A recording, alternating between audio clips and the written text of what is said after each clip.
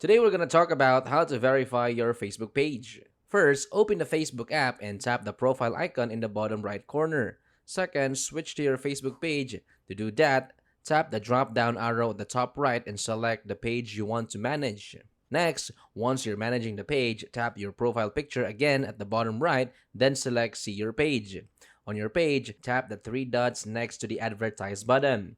Next, scroll down and find Meta Verified, then tap on it. You'll see an option to join the Meta Verified waitlist, which gives you features like the blue check mark, protection against impersonation, and dedicated customer support. Before applying, you can view all the requirements. Generally, you must be at least 18 years old, be located in the country where Meta Verified is available, have full control of the page, not have applied too many times before. If you meet all the criteria, simply tap Join the waitlist at the bottom. That's it. If you find this video helpful, don't forget to like and subscribe.